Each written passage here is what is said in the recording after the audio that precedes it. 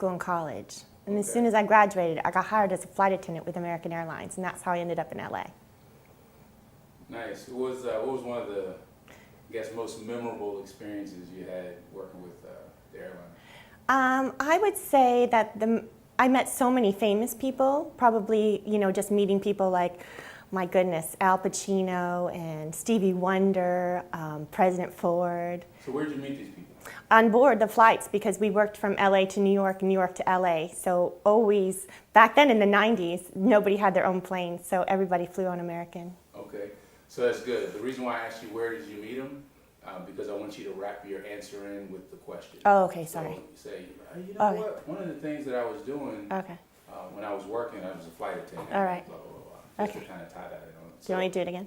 Well, first, let's just start from the top. I'm Reggie, you're Courtney.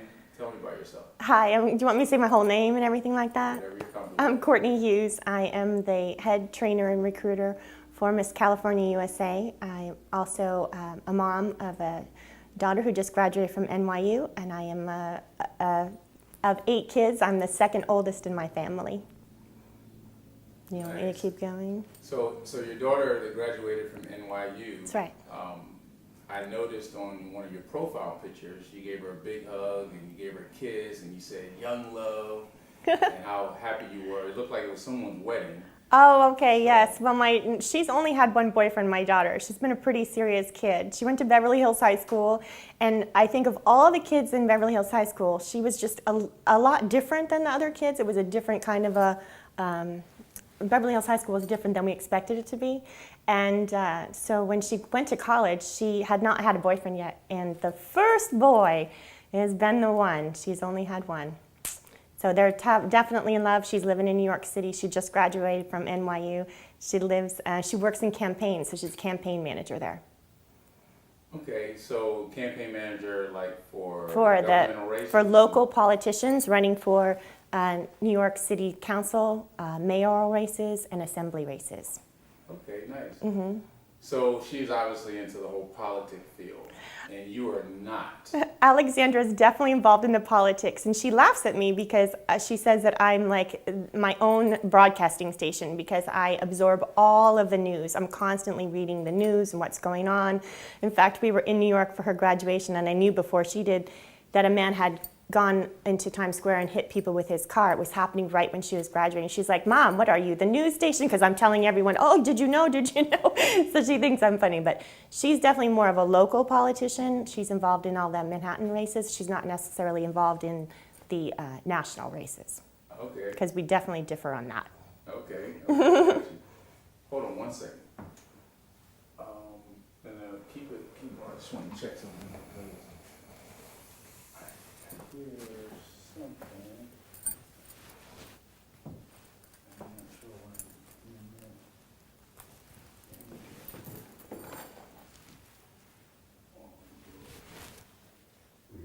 Oh yeah, we got it. So this whole pageantry business, you ran Miss California. I was the head recruiter and trainer for Miss California for about 4 years. Okay.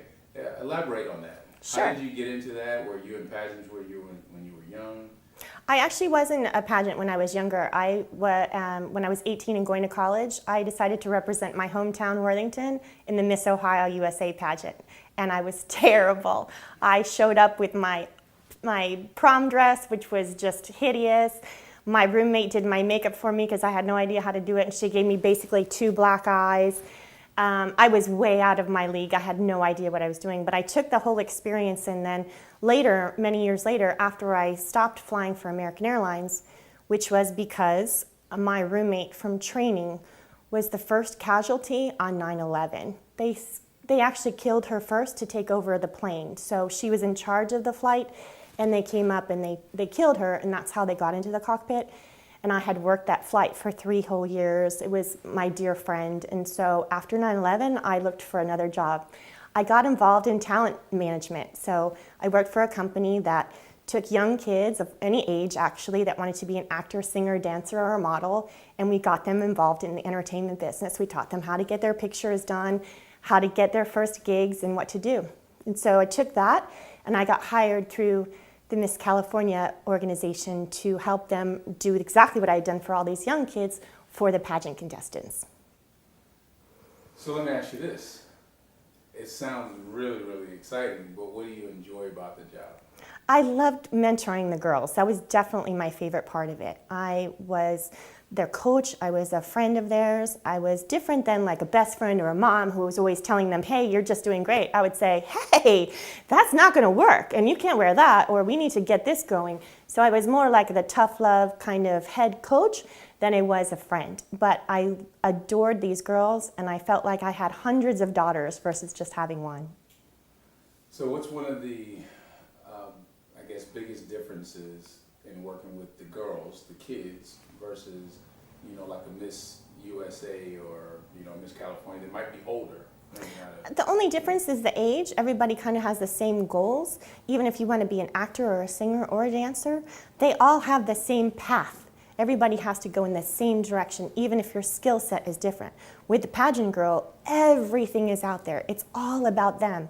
It's their hair, their makeup, their clothes, and especially their personality. So helping these young ladies who didn't know what their angle was to figure out, okay, so you're a plus size girl, we're gonna go for that. Or you're covered in tattoos, we're gonna rock your pageant gown as like a black torn up lace.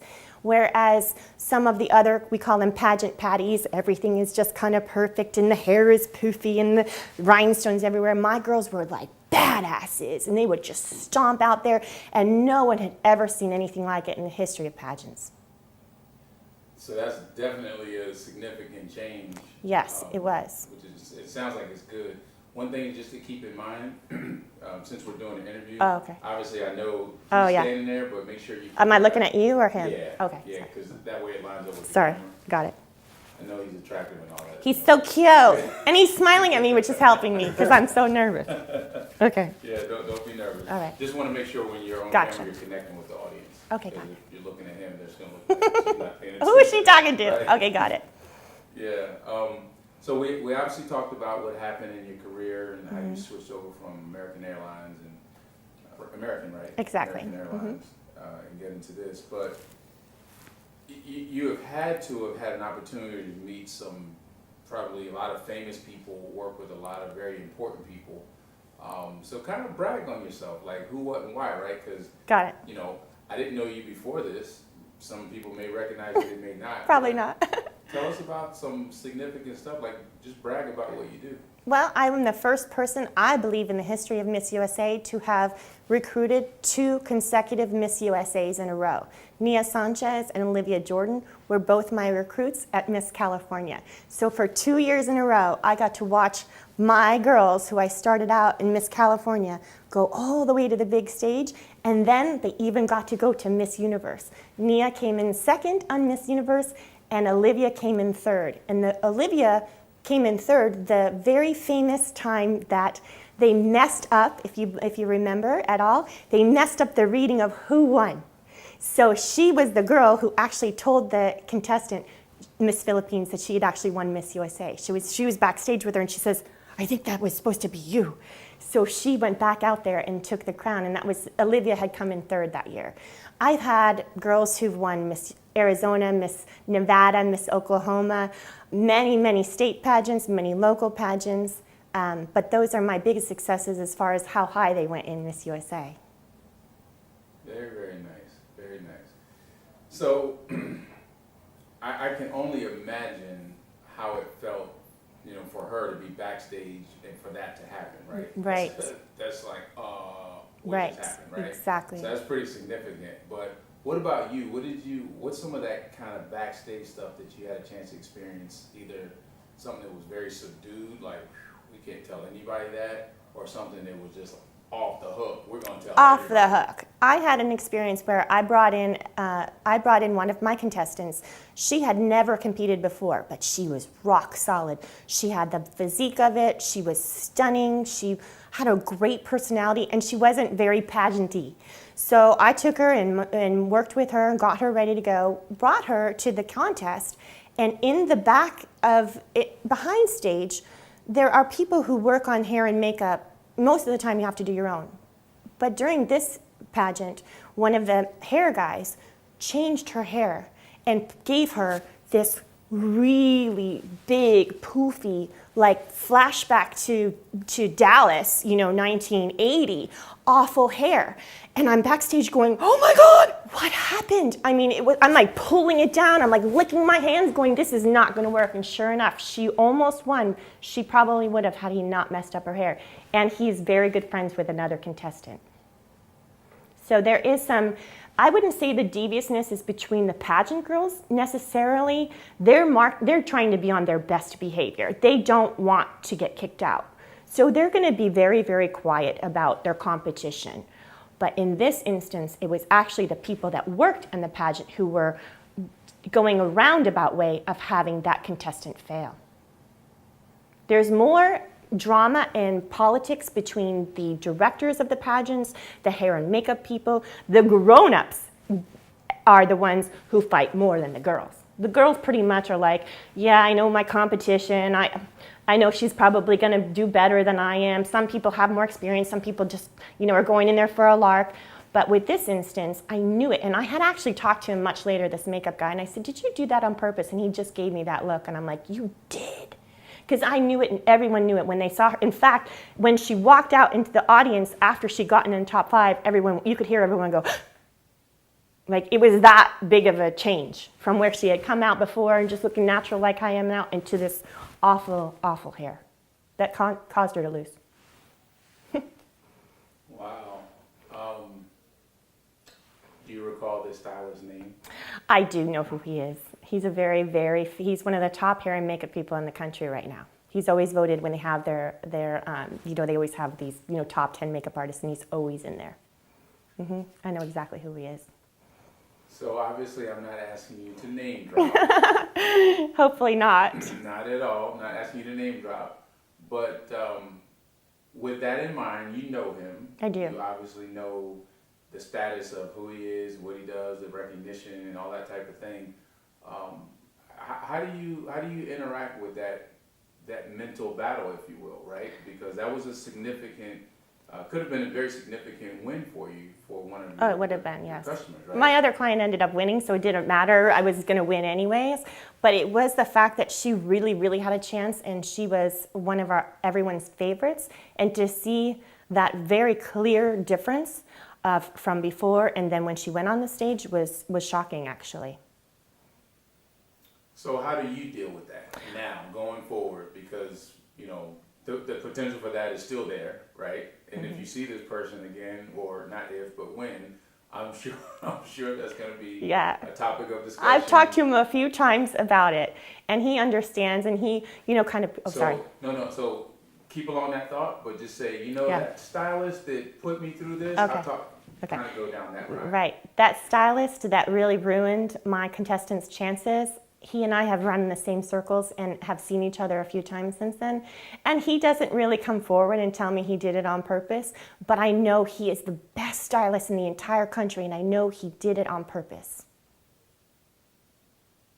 I love that one. There's more fighting in the adult world of it, the directors, because you're competing. If I'm the team captain, I want my players to get the best chances, but some other team captain who has another bunch of girls will compete to take my girls away so they can get credit. They'll even call them my girls as if they own them, which of course we know is not true. But I would feel like, hey, I'm just lucky that they're all with me. We kind of just all, work together as a team, whereas other people were very divisive. They would try to steal your clients from you. There was a lot of backstabbing. Interesting. So here's one, and I'll preface the question with this comment. I've seen some people on TV and runway or still shots or whatever, and I'm thinking, what are you doing here? Right. So I'm sure you've probably encountered some people that you're just thinking like, I don't know, right? But you still wanted to give them a chance. How did you handle that? Absolutely. I felt like it was my job to give as many people, as many young ladies a chance as possible. I knew when I had gone to Miss Ohio, I would have loved to had me be my coach. I would have loved to have someone say, you cannot wear a big white poofy dress on stage. I would have loved to have had someone say, you need to fix your makeup. You need to get more, figure out how you do it. I wish I would have had myself, so I took that feeling and I said, I'm going to give these young ladies exactly what I needed. So I hoped that they would stay with me and be part of my team because they believed in me. But I certainly did sign up many, many girls that I knew had no chance of winning at all. And I would tell every single one of them, you won't win. In fact, I said it to everybody because I knew I was only going to be wrong once.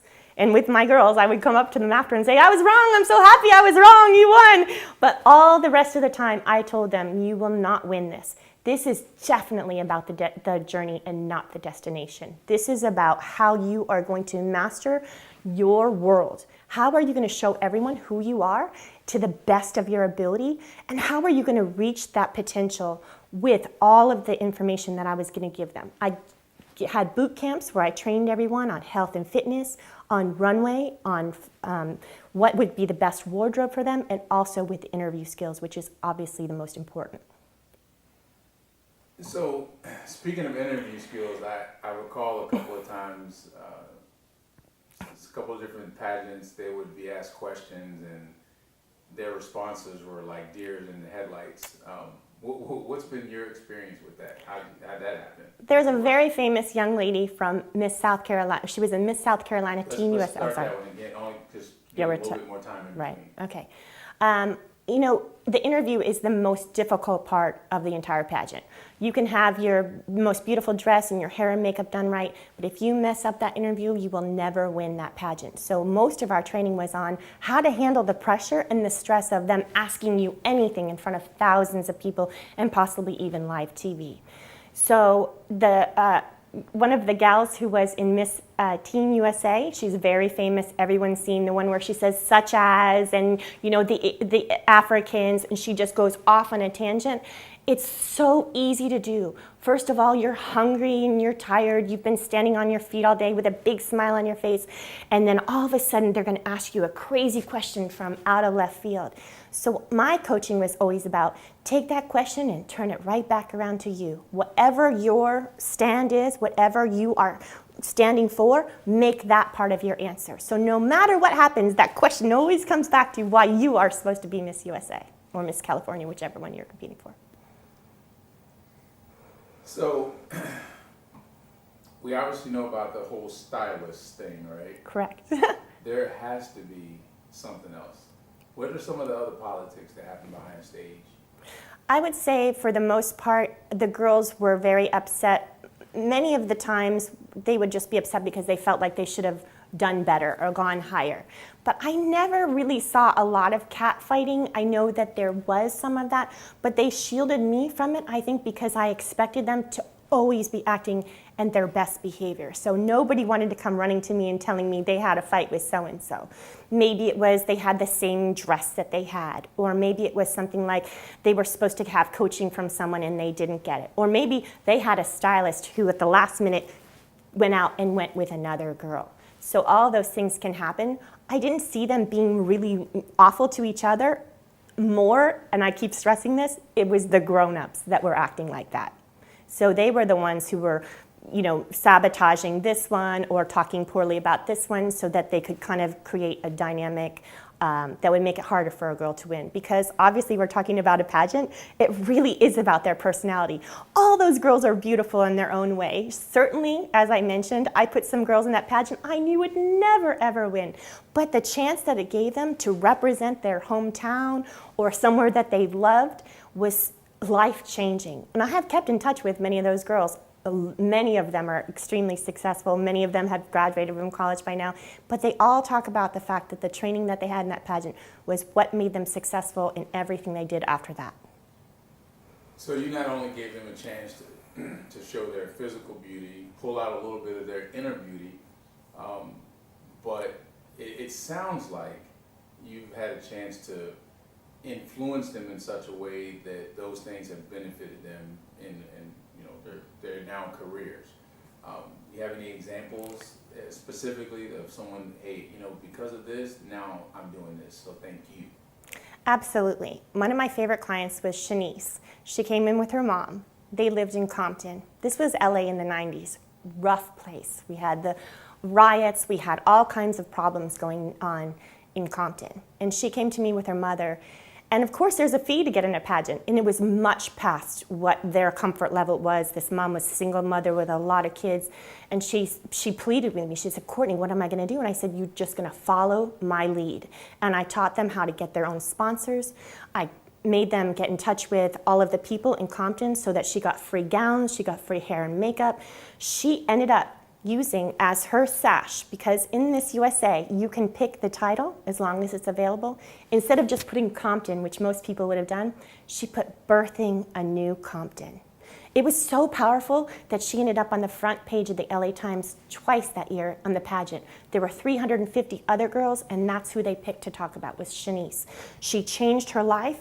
She now runs the Miss Compton USA pageant, which they had never had. They had never even had a contestant from there before. And now there's hundreds of girls who are going to be able to experience what Shanice had in Miss California. They probably would never be able to compete on that level, but having a local pageant has changed so many other girls' lives.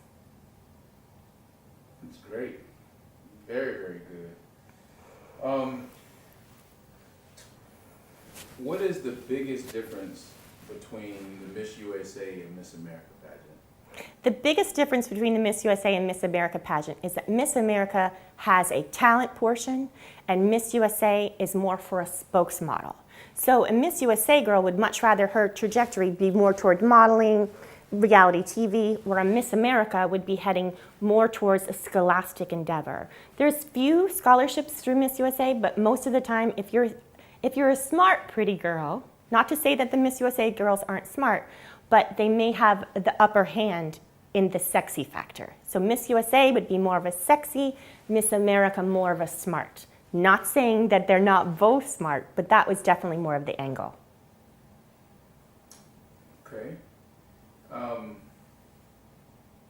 This is kind of going to be kind of an edgy one, but what's more important? Is it personality, or is it the appearance?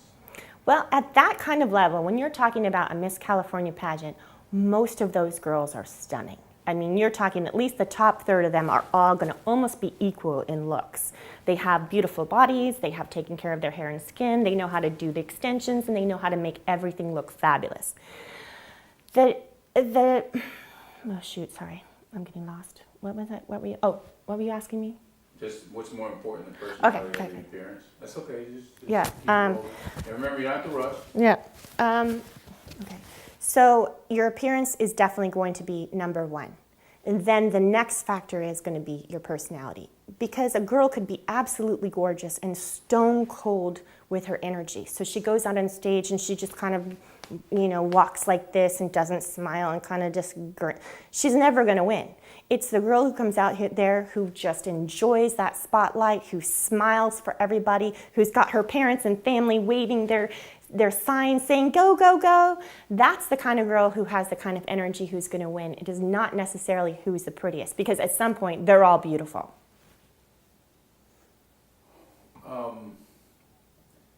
Have you found that the girls are sometimes friends, or do they all just kind of come there and no one knows each other, or are you starting to see maybe the same contestants, over and over?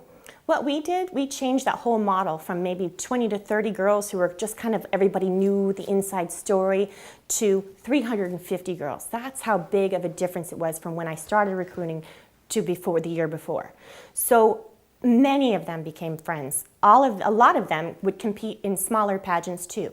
One of the other differences between Miss USA and Miss America is in Miss America, you have to win a local contest to get to the state level, where in Miss USA or Miss California, I was the determiner of whether you got a sash or not. So everybody was nice to me, especially when I could say, oh, you really do want Beverly Hills. Well, then I guess you're going to have to be really nice to me. So I had a lot of power in that kind of a situation.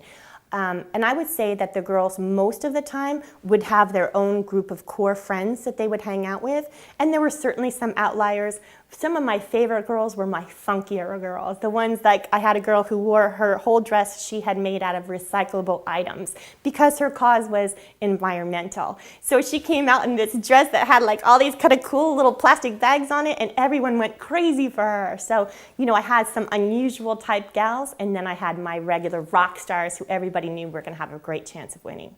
It's not a contest that you have to have any experience in.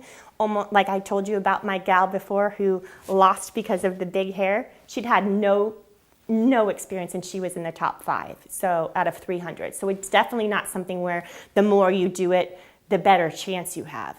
In fact, I almost think it helps if you come in a little bit not so pageant patty. We call them pageant patties, which are these girls who live for that world.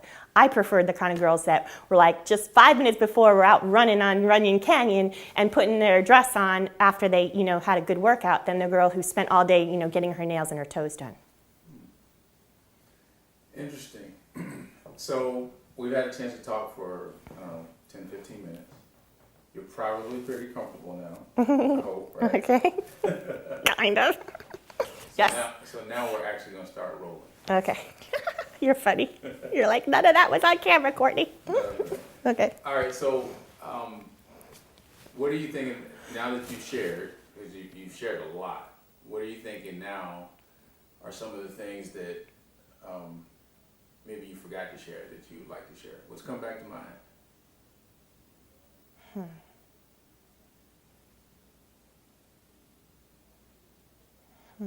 I don't know. It seems like we've talked about a lot. I don't know. What else do you think? What else are you?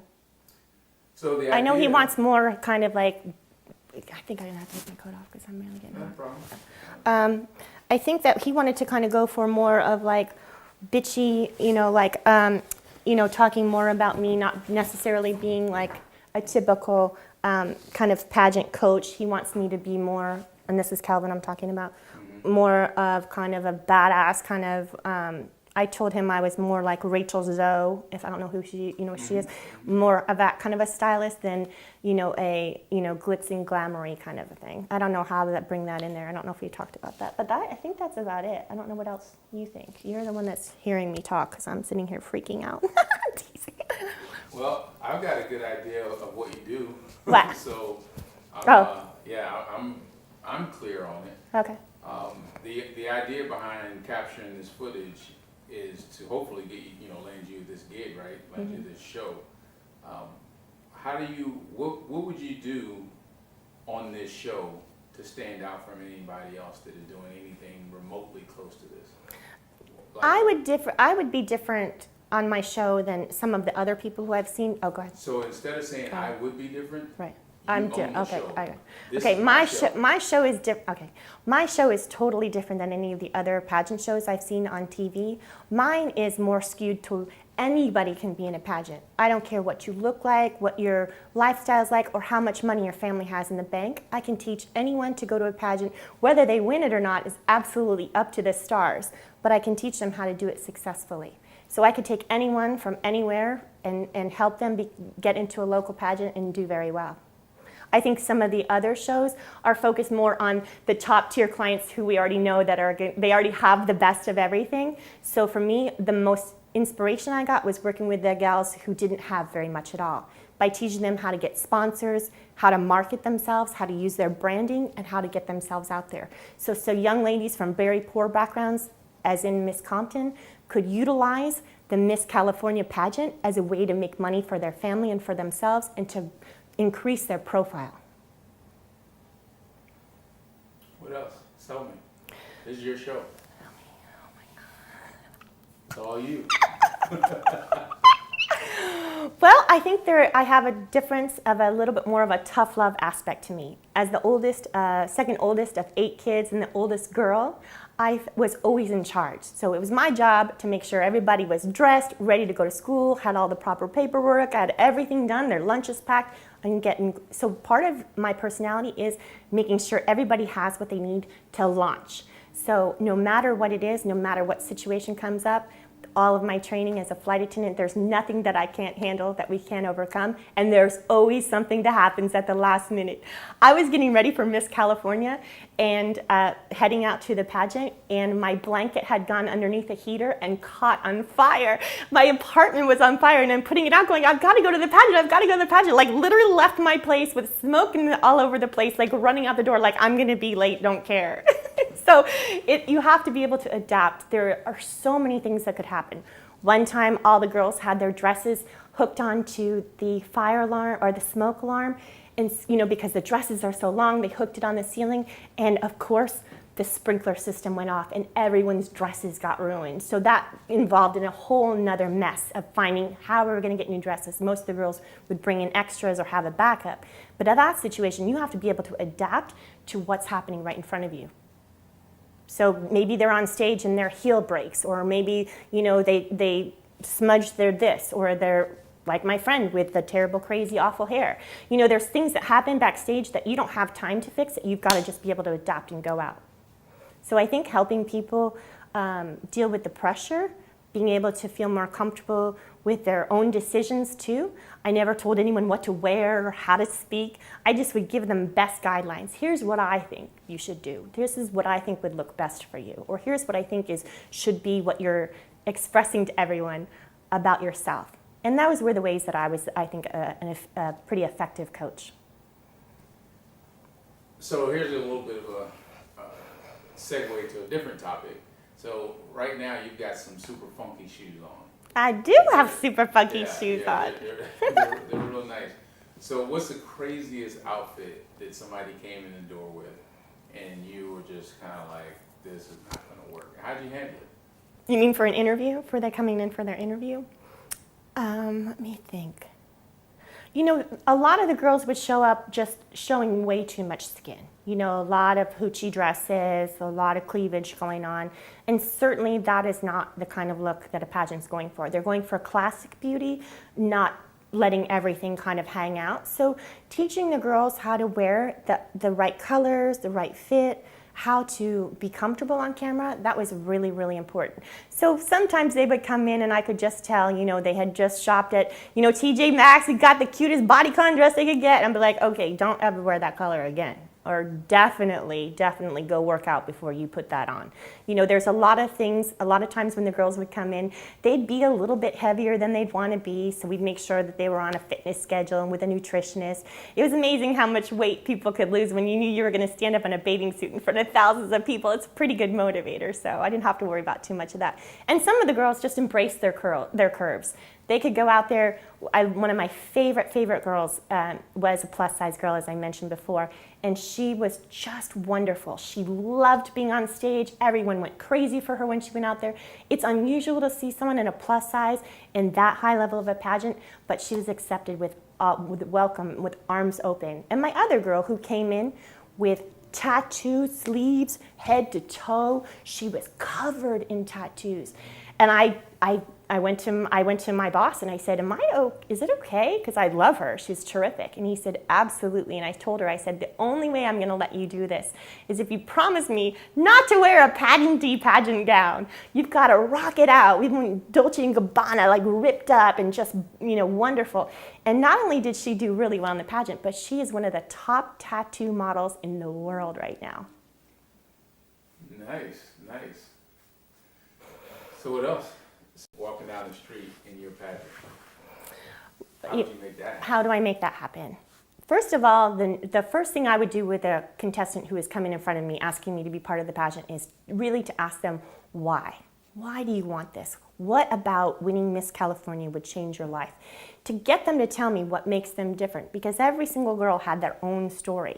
So finding out what that little niche was that made them, wow, she's going to school for this, or one of my dearest girls was a big rodeo star, so she rides horses all over the world, and so that was her angle that she had.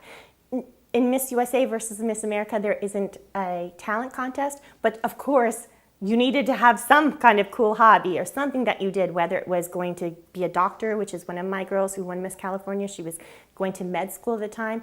Some of these girls, of course, want to be models. Oftentimes, though, a pageant girl won't be as tall as a runway model. A runway model must be at least 5'7" or above, and that's like the low end. They really want them to be taller. So a lot of these girls, even the former Miss USAs that I knew, were on the petite side, because in a pageant, it's more about proportion than it is about height.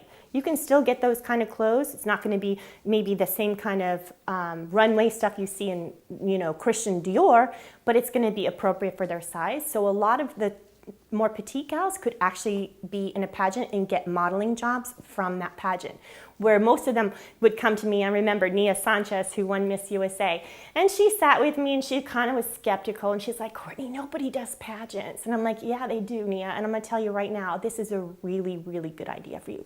I'm gonna be a model, I'm already making, I'm like, it doesn't matter. And she was really into kickboxing, into martial arts. And I remember coaching her so many times about how you've got to always bring it back to that. And sure enough, at Miss USA, the question that they asked her, she brought it right back around. It was something about with young ladies and college having, getting sexually harassed. And she's like, listen, the only thing I can tell him is learn how to do karate and then you can take him down. And it won her the pageant. And I remember thinking in my head, that's exactly what I told you to do. Bring it back to you. So that was really exciting. But a lot of these girls want to break into modeling, but because of their height, they'll never be that. But as a pageant girl, they would get tons of modeling jobs because, oh my gosh, you're Miss Malibu? Get over here and do our bathing suit shoot. There are so many jobs that come out of it. Nice.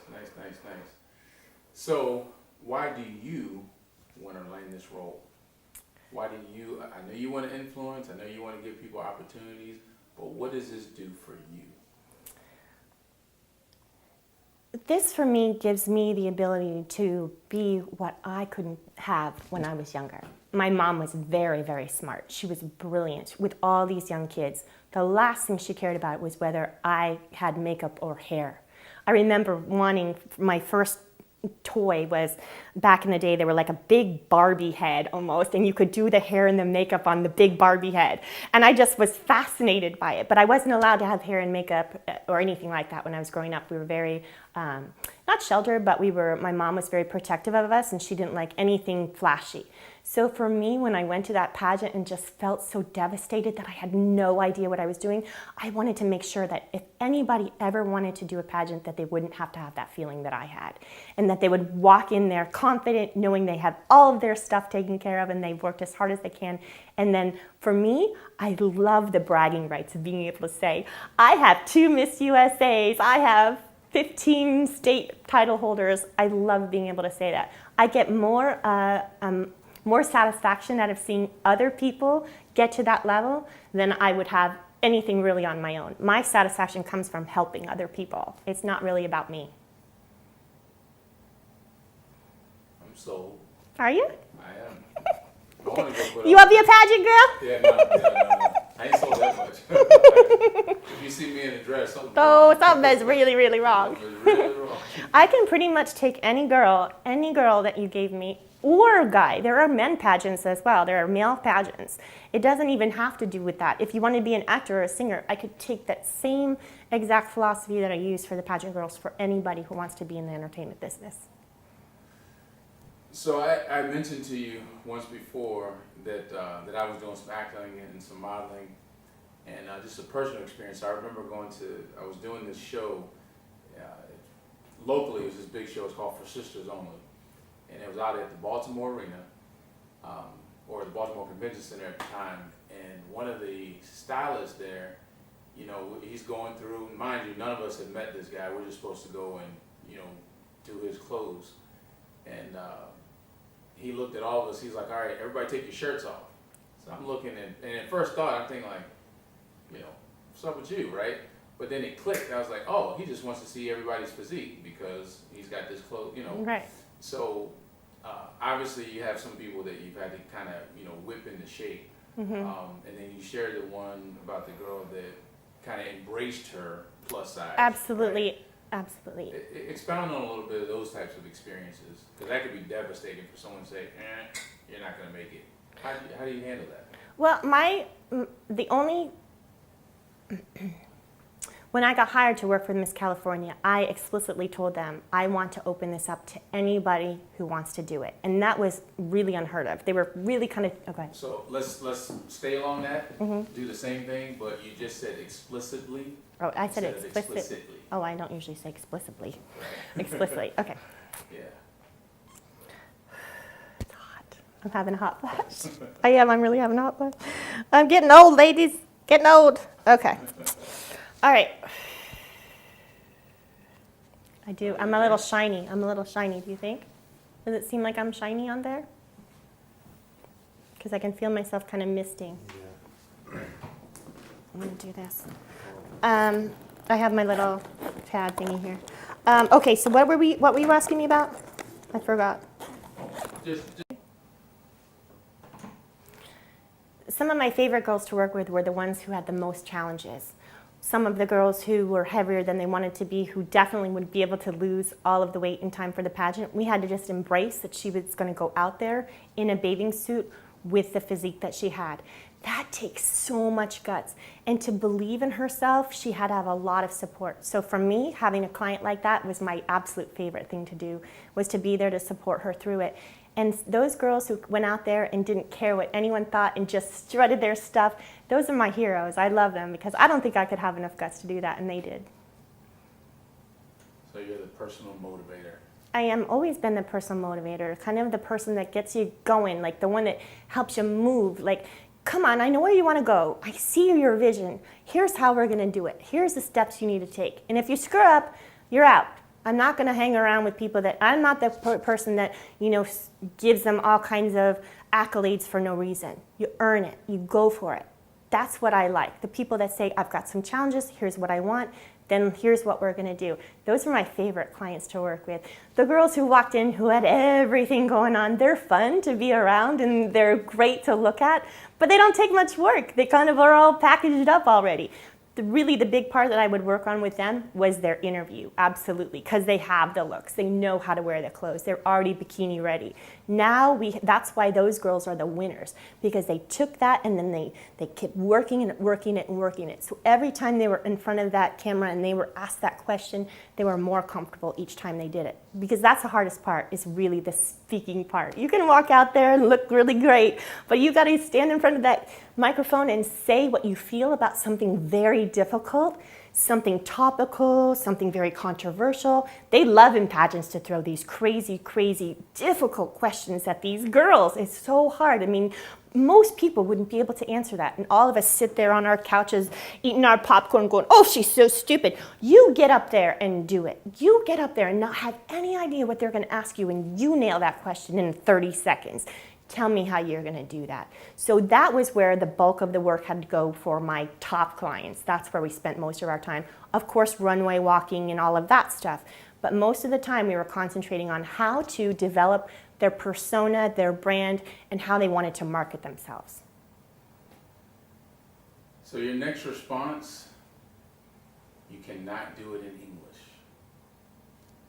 Okay. So you tell me why your show is the show to be on. And why can't I do it in English?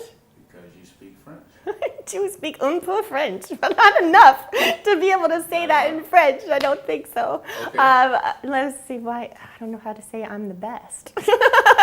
French. Je the best. I just figured I'd pull it out. Let's Again, go. That's on your profile. There you go. That could be one of those things that they might engage you on, right? So brush up on it. You never Where does know. it say French? Does it say I speak another language? Where does it say that? It's either on your LinkedIn profile or your Facebook.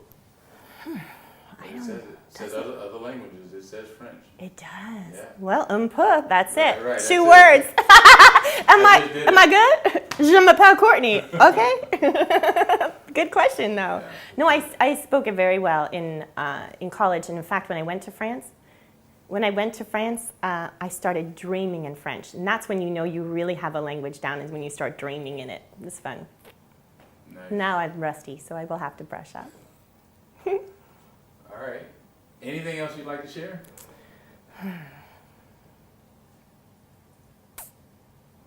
I don't know. Have we covered all his questions that he covered them? Yeah. I think that's it. Yep. There were a couple of those were the initial ones. And then we have those little bumper ones, right? Yeah. I don't know if you had a chance to go over I kind of those. looked at them. I mean, they're basic, like ripping the crown off the head and falling down stuff, and yeah, there's some wicked things. You want to expound on any of them? Well, I would say that the event that most of us are aware of was Olivia Jordan when she was third runner-up in Miss Universe, when Steve Harvey accidentally read the wrong name. When that happened to Steve Harvey, I looked at the card that they had, and it was really difficult how to read it. But still, in the end, I can't believe that all happened. There are definitely situations that I've been in behind the scenes where the judges aren't sure they want to have someone or they don't. And I'd be the kind of person to nudge them in the direction that I wanted them to go. Like, hey, Susan seemed really good to me. And I didn't say I'm an influencer, but I would say that I definitely made sure that they knew who I wanted to win. But for the most part, it's so competitive, and there's so many layers that the girls don't even know about behind the scenes of who's trying to promote who. Which girl, like Shanice Miss Compton, getting to be on the front page of the LA Times, that was something any one of those other girls would have wanted, and it was a little bit political how she got in there. So I think that the girls kind of almost being not even understanding what's going on behind the scenes is probably more protective for them, because there are fights like crazy. I've gotten in fights with directors. I've gotten in a lot of situations where people are planning things against you or talking behind. Mm-hmm. I'm not really a mean person, but I'll get there if I have to be. She'll get there. She has to. Yeah, I mean, so get in line the way you just leaned forward before, and you like that. Use that as your starting point and get there. And get to where I'm talking about being confident and strong, that kind of thing. No. The B one. Oh, to get it. Because now you're up on your toes. You Right. know what? I got some attitude. Let me give it to them. This is what you want to see. Here it is.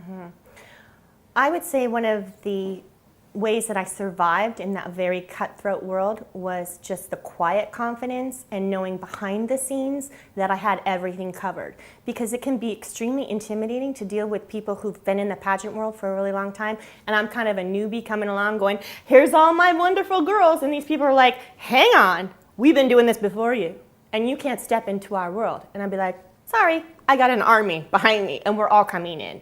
So I had to fight pretty hard to earn my place. And it wasn't easy, I would say that. There was definitely directors and people who were other coaches or other trainers who had wanted to definitely take me down. There was times that I don't think I acted the best I could have acted, that I definitely got angry with the way that I was treated or some of the other girls I was seeing being treated. And so for me, I'm definitely gonna pull it out, especially if they're going against my girls. So anybody that I was working with, if I could see someone was kind of trying to get in there, maybe trying to turn them against me or get them to maybe mess up because they were in a bad mood up on the stage, I would swoop in like a mother hen and be like, back off. She's okay. You don't need to be involved. Which is what I would have done had I seen the mess that ended up with the awful hair, with that awful guy, with that awful situation where he threw her whole pageant contest out the window by doing that with her hair. I got right in his face and I told him, I cannot believe you did that. You know that is definitely not the look they wanted. And he's like, sorry, don't know what happened. I'm like, you know exactly what happened. He's so good. I would love to have him do my hair and makeup at any point in time. That guy's the top of his game. He knew exactly what he was doing. And it's only because other people were talking to him, do something, don't let her win, don't let her win. And that's like, oh, okay, let me just do this.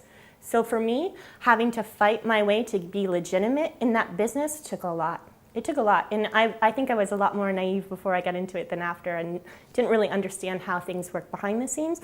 So I had to get tough, and I had to get strong, because they definitely came after me, especially when my girls were winning.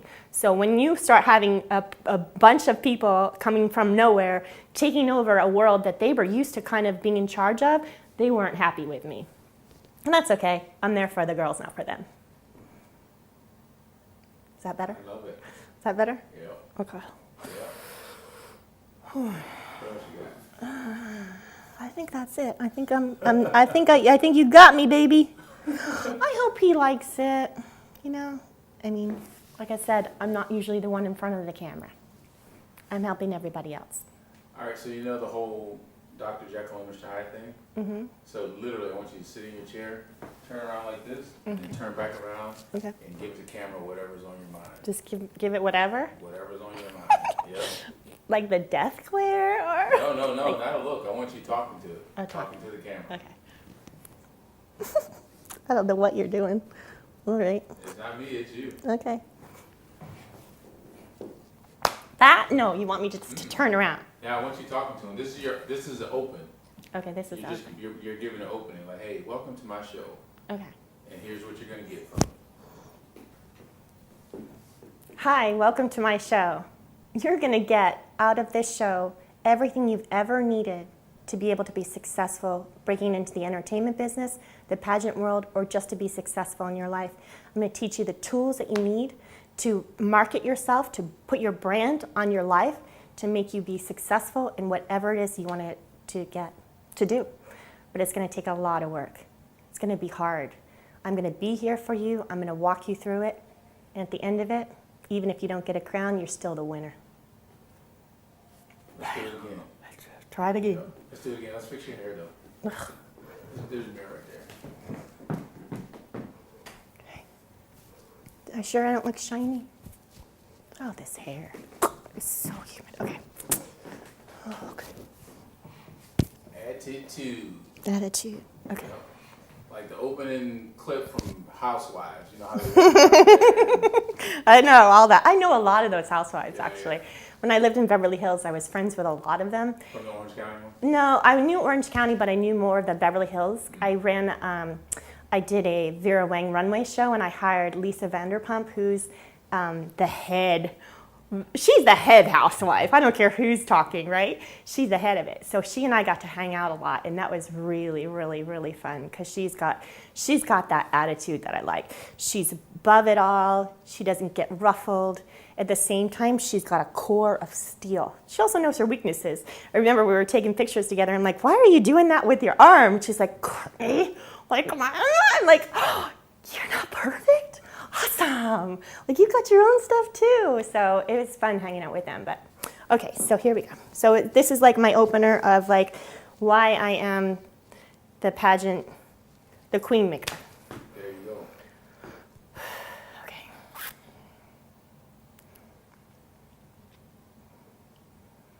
So let me help you. Okay, So go ahead. maybe it's kind of like, you know, something to the effect of, you may have never had this kind of opportunity. Mm-hmm. You may never have this kind of opportunity again. Okay. You need to listen.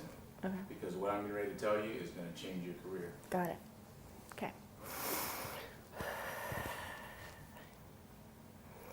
You may never have this opportunity again. You may never be walking down this road again. And what you want might not even be attainable, but I'm going to help you get there. And together we can make it happen. But you got to work hard and you got to be true to yourself. And if you are, anything is a possibility. No matter what your goal is, we can get there, but you got to put in the effort. That? It's good, but you contradicted yourself. Because you said Oh, it yeah, might yeah. not be attainable. La, la, la, You la. said, "I'll Okay, get so there." should I say it's attainable or not? Yeah. Yes, it is. Yeah. Your goal is attainable. You can say, you might not think it's attainable, Mm-hmm. but I'm the queen maker. I'm the queen. Not you. That's right. Okay. Sell it. Sell Tell them, you don't know what you're talking about. I got this. Do it again.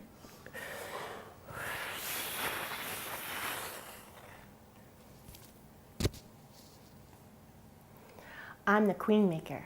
If I choose to work with you, not only are you going to achieve your goals, you'll surpass them.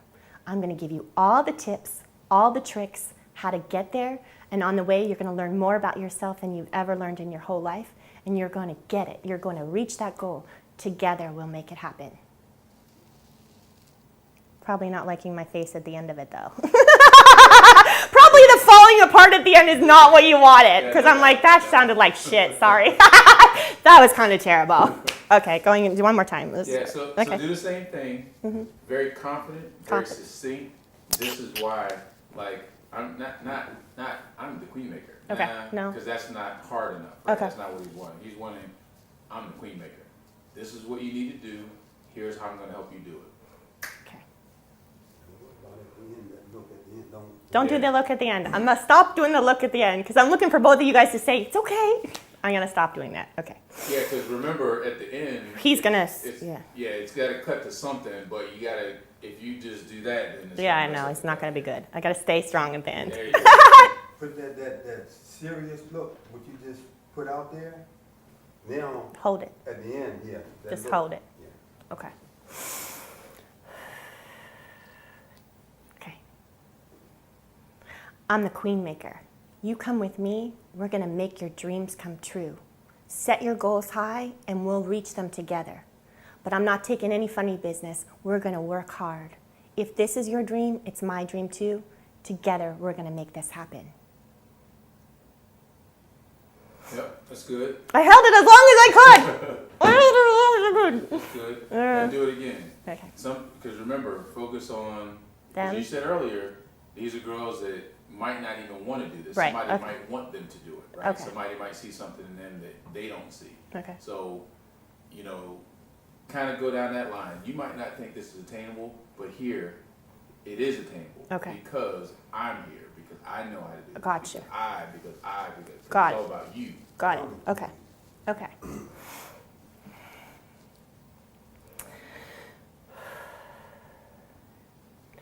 I'm the queen maker. You set a goal, you want to attain it, I'm going to help you reach it. Even if somehow in the back of your mind you're not sure, I'll be sure for both of us. We can make this happen together. There's certain ways, there's certain things we're going to do, and it's going to be a lot of hard work. But at the end, when you get to the top of that mountain, we're going to celebrate like crazy. That's why I'm here for you. Sorry. I don't know why I'm doing that because I didn't do that before.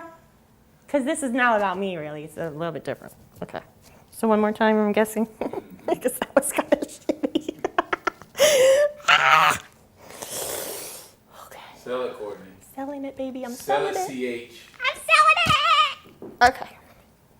What else should I say? I'm the queen maker, your dreams, your goals. Where else am I going with that?